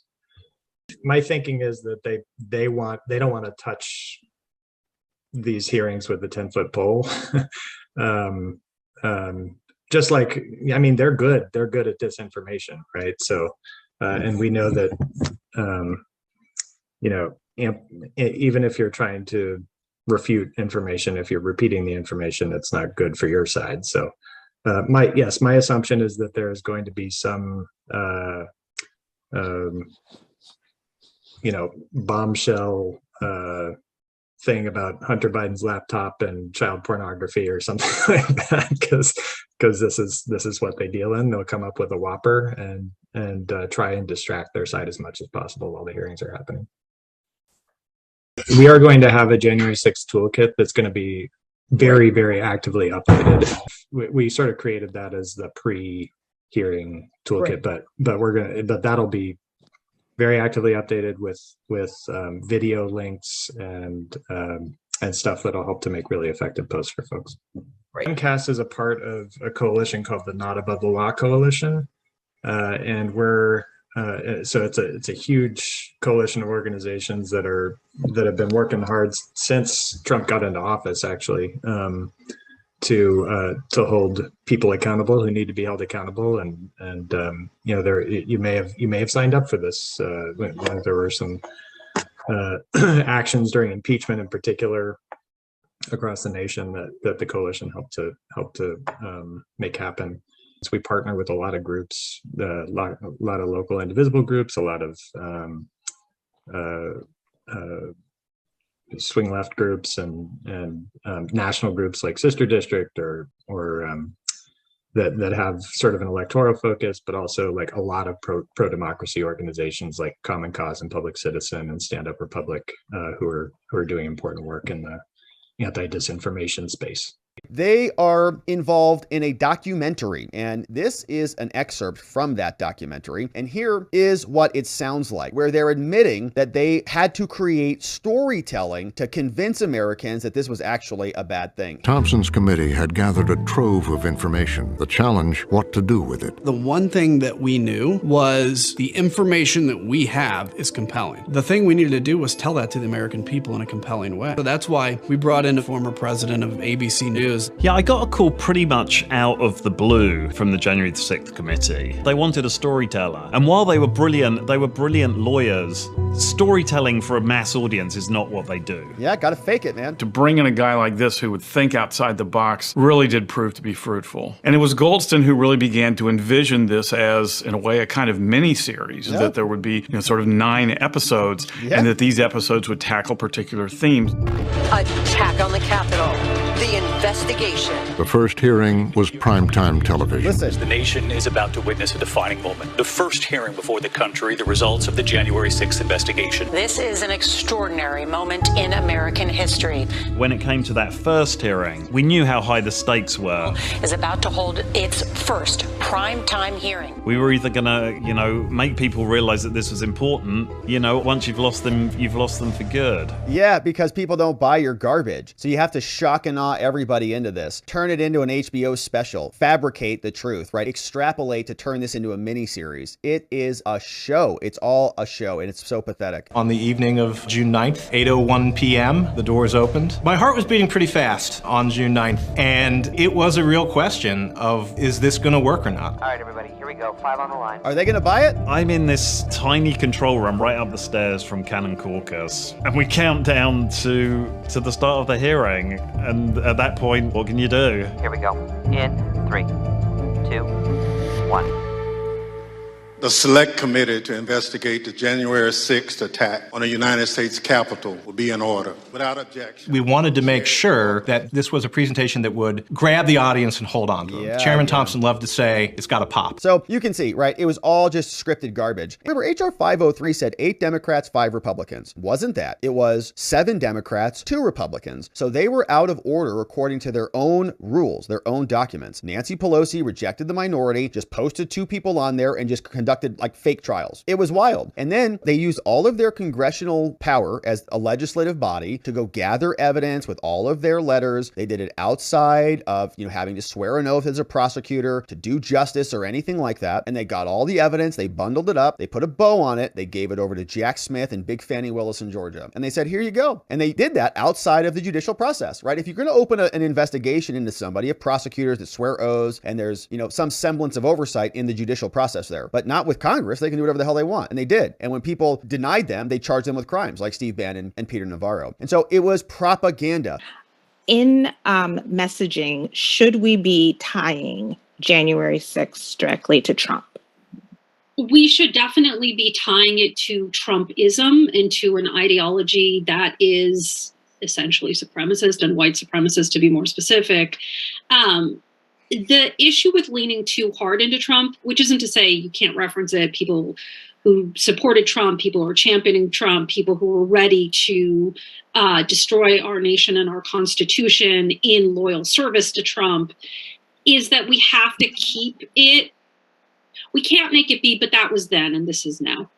right? It has to be tied to the GOP. The GOP has to equal this entire ethos, or at least the elements of the GOP that went along with this, because that is what is still very much here and present. And so that's why you saw, for example, in the message that we just shared, that we don't specifically name Trump. It's not because we're reluctant to do so. It's because we're trying to keep the focus on this has not gone away, right? The election did not make this go away. In Standing My Ground, Dunn recounts how he and another black officer was approached by BuzzFeed reporter Emmanuel Felton to tell their stories about that harrowing day in which they were forced to endure racist abuse, including repeatedly being called the N-word as they just tried to do their job of protecting the Capitol. I sat down with one of my buddies, another black guy, and tears just started streaming down my face, he said. I said, what the F, man? Is this even America? What the F just happened? I'm so sick and tired of this. Soon he was screaming so that everyone in the rotunda, including his white colleagues, could hear what he had just gone through. He sat there in the rotunda at the end of the day. These are racist-ass terrorists, he yelled out in the rotunda. I got called the N-word 15 times today. Trump did this. And all these effing people in our department that voted for him, how can you support him now? He said, I sat there in the rotunda and I cried for about 15 minutes. I just let it out. In Dunn's first statement before a congressional subcommittee on July 27th, he said, I'm a law enforcement officer and I keep politics out of my job. But in this circumstance, I responded, well, I voted for Joe Biden. Does my vote not count? Am I nobody? That prompted, he said, a torrent of racial epithets. A woman in a pink MAGA shirt yelled, you hear that, guys? This N-word voted for Joe Biden. Then the crowd of perhaps 20 people joined in, screaming, boo, effing N-word. No one had ever called me the N-word while wearing the uniform of a Capitol Police officer. In the days following the attempted insurrection, other black officers shared with me their own stories of racial abuse on January 6th. One officer told me he had never in his entire 40 years of life been called the N-word to his face, but that streak ended on January 6th. On page 82 of the pre-publication copy of Dunn's book acquired by Blaze Media, he gives a similar account of the racist chant from the lady in the pink MAGA shirt. But on page 157, Dunn writes the chant was led by a woman in a pink MAGA hat. Despite that and other minor discrepancies in Dunn's telling, the biggest problem with the story is that this is the most video recorded event in history. Not a single piece of evidence, video or audio, has even emerged to confirm that such a racially charged incident ever took place. In the 2.5 years since the events, with tens of thousands of hours of audio taken and analyzed from open source cell phone video and DC Metro Police body-worn cameras, nobody has produced recorded evidence to corroborate Dunn's story. In fact, the entirety of the extensive hours of videos that Blaze Media has examined reveal no such event. This includes the end of Dunn's day, when he's supposed to have broken down crying in the Capitol, shouting, why? Instead, he's clearly visible talking to numerous fellow officers, but not only without tears, but sometimes smiling and sharing a cell phone video. The Sedition Hunters, a self-described global community of open-source intelligence investigators working together to assist the U.S. FBI and Washington, D.C. Capitol Police to find those who committed crimes on January 6th at the Capitol. They had unprecedented access to open source since January 6th video footage. This group of left-leaning activist researchers has also failed to produce evidence of the N-word being used against Dunn or any other black police officers of that day. We generally think of a coup as something taking place against a president, but this was a coup organized by the president against the vice president and against the Congress in order to overthrow Joe Biden's majority in the Electoral College and topple the results of the 2020 presidential election. 10 of the 29 electoral votes cast by Florida were cast by electors not lawfully certified. We know that Donald Trump had never accepted the results of the 2020 election, which is why he was trying to get Republican-controlled state legislatures just to nullify the popular vote totals in the states and replace them with appointed Trump electors. This is the election 2020 war games. Jim, have you read this? I read the article. I have the report open that I skimmed a little bit, but I know it is completely insane. Oh and my. Actually, what I love is that this is from something called the Transition Integrity Project. Yes, which the is, Integrity Project. Which Right. is, yeah, Transition Integrity Project, which is really, really rich coming from these guys. I mean, this is North Korean level gaslighting. All right. After what the Obama administration and the deep state and the Hillary Clinton campaign and the Democrats and the media and the left all did to Trump during the election and during the transition and its entire presidency. These guys name themselves the Transition Integrity Project. Yeah. I mean, oh my God. So in the ambiguous result, Biden refuses to concede, says he'll be the winner once all the ballots are counted, and calls for peaceful protests until all of the things are counted. Quote, as the scenario played out, North Carolina went to Biden, Florida went to Trump, leaving Michigan as the deciding state. There, a rogue individual destroyed a large number of ballots believed to be supporting Biden, leaving Trump a narrow electoral win. The governor of Michigan used the abnormality as justification to send a separate pro-Biden set of electors to D.C. This scenario eventually leads to a stalemate. Because this was the scenario in 2016, if you remember. Remember the videos? I think, celebrities, Robert De Niro and other looking very pensively into the camera, urging the members of the Electoral College to do the patriotic thing, even if their state voted for Trump, but to vote for Hillary Clinton instead. Republican members of the Electoral College, this message is for you. As you know, our founding fathers built the Electoral College to safeguard the American people from the dangers of a demagogue and to ensure that the presidency only goes to someone who is to an eminent degree endowed with the requisite qualifications. An eminent degree. Someone who is highly qualified for the job. The Electoral College was created specifically to prevent an unfit candidate from becoming president. There are 538 members of the Electoral College. You and just 36 other conscientious Republican electors can make a difference. By voting your conscience on December 19th. And thereby shaping the future of our nation. I'm not asking you to vote for Hillary Clinton. I'm not asking you to vote for Hillary Clinton. I'm not asking you to vote for Hillary Clinton.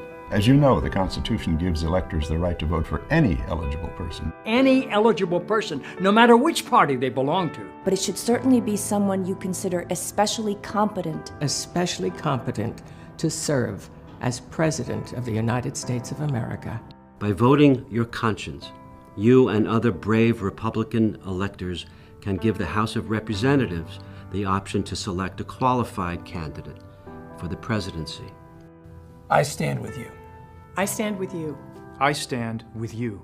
I stand with you in support and solidarity with conservatives, independents, and liberals. And all citizens of the United States.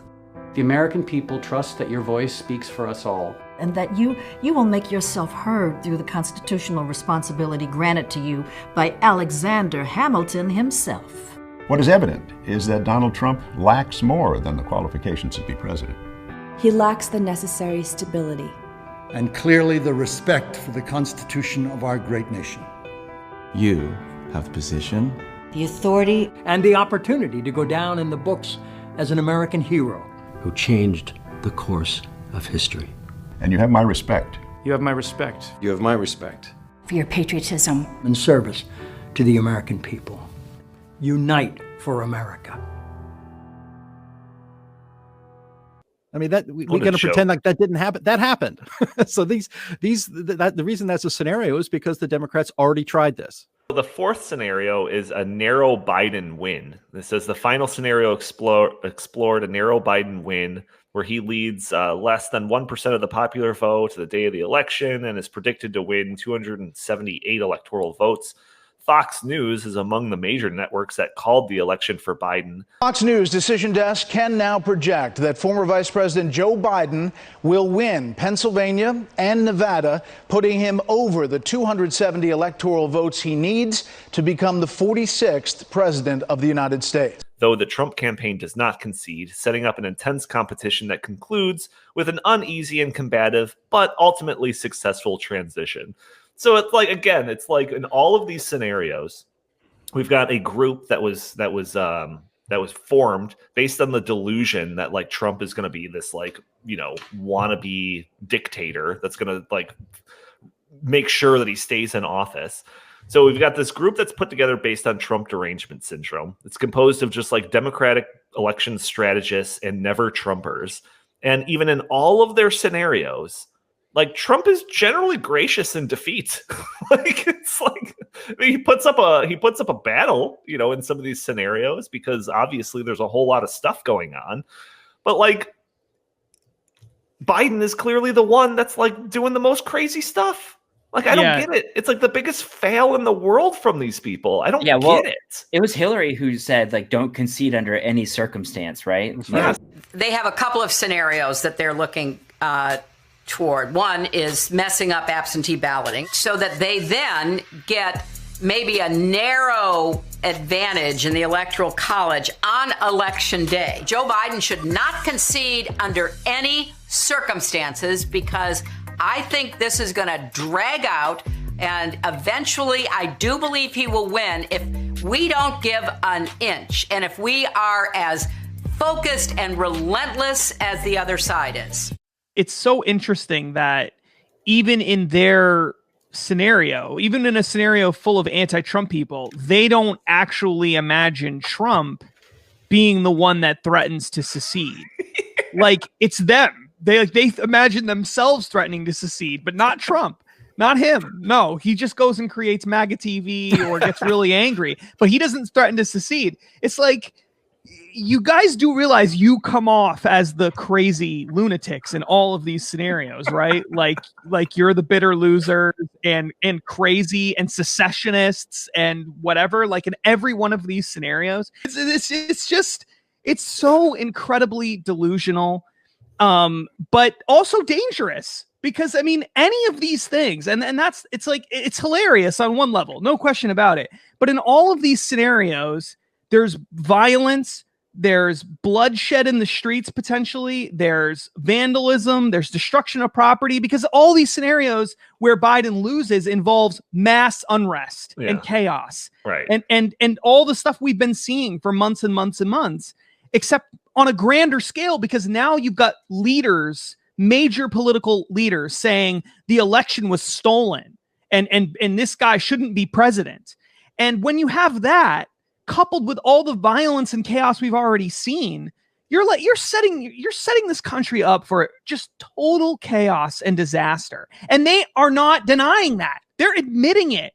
They're wargaming around it. Yeah. And that is really, it's so disturbing on so many levels. Well, like throughout this whole report, they talk about like the big X factor that's causing like this increased chances of kind of like political unrest is that there's not going to be an election day anymore, and that we're not going to know who the winner is until potentially January 20th.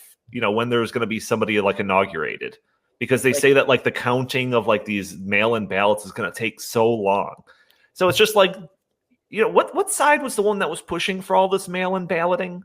Like, I assume at some point when it turns into the cluster that they're predicting that it's going to turn into, they're going to try to claim that it was Trump's idea. Like, it's like, but what we've seen in the media recently, when they're trying to say that like the protests are Trump's, or the riots are Trump's fault, and when before they were saying that the riots didn't exist, it's like, don't put it past them to try to say that in the future that like mail-in balloting was Trump's idea. You analyze all of these war game scenarios of chaos and strife in the United States. Almost all of it is tied to the idea, as you just mentioned, Donnie, that for all of our lives, election night was kind of exciting, and for the most part, you knew who your next president was going to be that night. Yeah. The election of 2000 with Bush and Gore was the exception there in the last 100 years. We actually did know that Trump won like about, what was it, 1:30 in the morning here Central Time in 2016. But all of these scenarios are dependent actually on the chaos that the left and the Democrats are pushing upon the country through massive mail-in balloting. The point of all of this is to normalize the chaos that the left is going to inflict on this country if Trump wins the election. But all of this is surrounded mail-in balloting. Mark Zuckerberg said we have to get used to the idea as a country that it could take days or even weeks to know who won the election, and that's because of massive mail-in voting. A weird thing happened right after the November 3rd election. Nothing. The nation was braced for chaos. Liberal groups had vowed to take to the streets, planning hundreds of protests across the country. Right-wing militias were girding for battle. In a poll before Election Day, 75% of Americans voiced concern about violence. Instead, an eerie quiet descended. As President Trump refused to concede, the response was not mass action but crickets. When media organizations called the race for Joe Biden on November 7th, jubilation broke out instead, as people thronged cities across the U.S. to celebrate the democratic process that resulted in Trump's ouster. A second odd thing happened amid Trump's attempts to reverse the result. Corporate America turned on him. Hundreds of major business leaders, many of whom had backed Trump's candidacy and supported his policies, called on him to concede. To the president, something felt amiss. It was all very, very strange, Trump said on December 2nd. Within days after the election, we witnessed an orchestrated effort to anoint the winner, even while many key states were still being counted. In a way, Trump was right. There was a conspiracy unfolding behind the scenes, one that both curtailed the protests and coordinated the resistance from CEOs. Both surprises were the result of an informal alliance between left-wing activists and business titans. The pact was formalized in a terse, little-noticed joint statement of the U.S. Chamber of Commerce and AFL-CIO published on Election Day. Both sides would come to see it as a sort of implicit bargain inspired by the summer's massive, sometimes destructive racial justice protests, in which the forces of labor came together with the forces of capital to keep the peace and oppose Trump's assault on democracy. The handshake between business and labor was just one component of a vast, cross-partisan campaign to protect the election, an extraordinary shadow effort dedicated not to winning the vote but to ensuring it would be free and fair, credible and uncorrupted. For more than a year, a loosely organized coalition of operatives scrambled to shore up America's institutions as they came under simultaneous attack from a remorseless pandemic and an autocratically inclined president. Though much of this activity took place on the left, it was separate from the Biden campaign and crossed ideological lines, with crucial contributions by nonpartisan and conservative actors. The scenario the shadow campaigners were desperate to stop was not a Trump victory.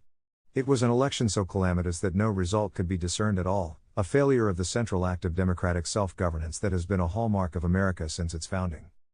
Their work touched every aspect of the election. They got states to change voting systems and laws and helped secure hundreds of millions in public and private funding. They fended off voter suppression lawsuits, recruited armies of poll workers and got millions of people to vote by mail for the first time. They successfully pressured social media companies to take a harder line against disinformation and used data-driven strategies to fight viral smears. They executed national public awareness campaigns that helped Americans understand how the vote count would unfold over days or weeks, preventing Trump's conspiracy theories and false claims of victory from getting more traction. After Election Day, they monitored every pressure point to ensure that Trump could not overturn the result. The untold story of the election is the thousands of people of both parties who accomplished the triumph of American democracy at its very foundation, says Norm Eisen, a prominent lawyer and former Obama administration official who recruited Republicans and Democrats to the board of the Voter Protection Program. For Trump and his allies were running their own campaign to spoil the election. The president spent months insisting that mail ballots were a Democratic plot and the election would be rigged. His henchmen at the state level sought to block their use, while his lawyers brought dozens of spurious suits to make it more difficult to vote, an intensification of the GOP's legacy of suppressive tactics. Before the election, Trump plotted to block a legitimate vote count. And he spent the months following November 3rd trying to steal the election he'd lost with lawsuits and conspiracy theories, pressure on state and local officials, and finally summoning his army of supporters to the January 6th rally that ended in deadly violence at the Capitol. The democracy campaigners watched with alarm. Every week, we felt like we were in a struggle to try to pull off this election without the country going through a real dangerous moment of unraveling, says former GOP Representative Zach Wamp, a Trump supporter who helped coordinate a bipartisan election protection council. We can look back and say this thing went pretty well, But it was not at all clear in September and October that that was going to be the case. This is the inside story of the conspiracy to save the 2020 election, based on access to the group's inner workings, never before seen documents and interviews with dozens of those involved from across the political spectrum. It is the story of an unprecedented, creative and determined campaign whose success also reveals how close the nation came to disaster. Every attempt to interfere with the proper outcome of the election was defeated, says Ian Bassin, co-founder of Protect Democracy, a nonpartisan rule of law advocacy group. But it's massively important for the country to understand that it didn't happen accidentally. The system didn't work magically. Democracy is not self-executing. That's why the participants want the secret history of the 2020 election told, even though it sounds like a paranoid fever dream. A well-funded cabal of powerful people, ranging across industries and ideologies, working together behind the scenes to influence perceptions, change rules and laws, steer media coverage and control the flow of information. They were not rigging the election, they were fortifying it. And they believe the public needs to understand the system's fragility in order to ensure that democracy in America endures. The American system of self-governance is under attack.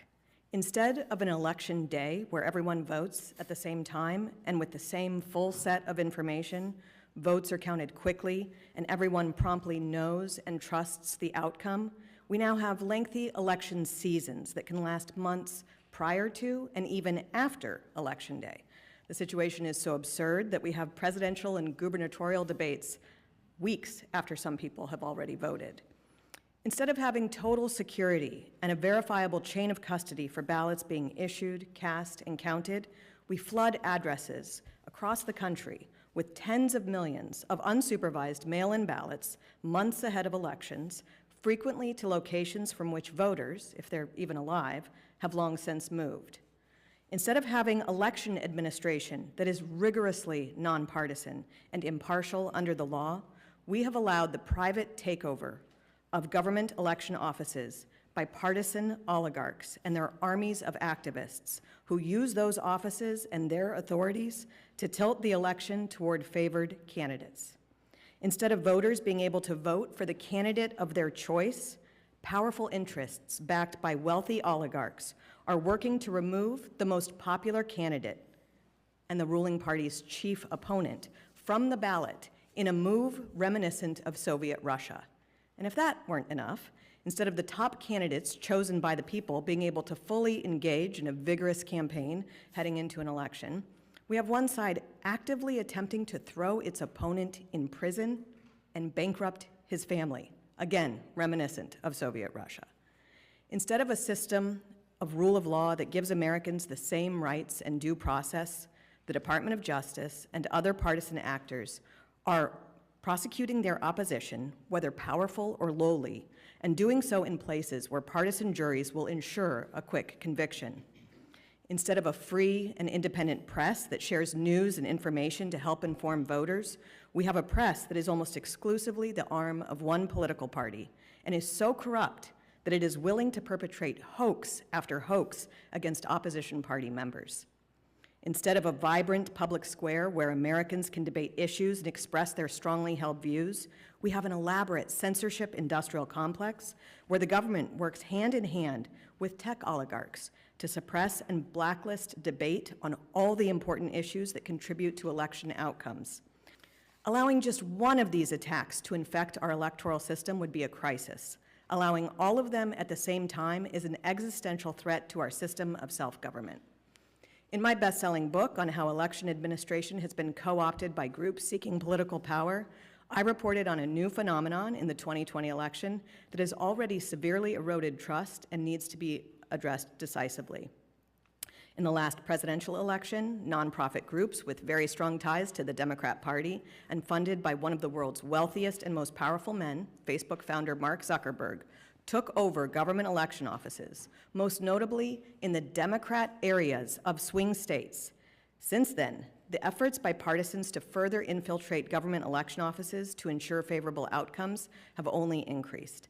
I look forward to answering questions about how the private oligarch takeover of elections is a threat to our system of self-government.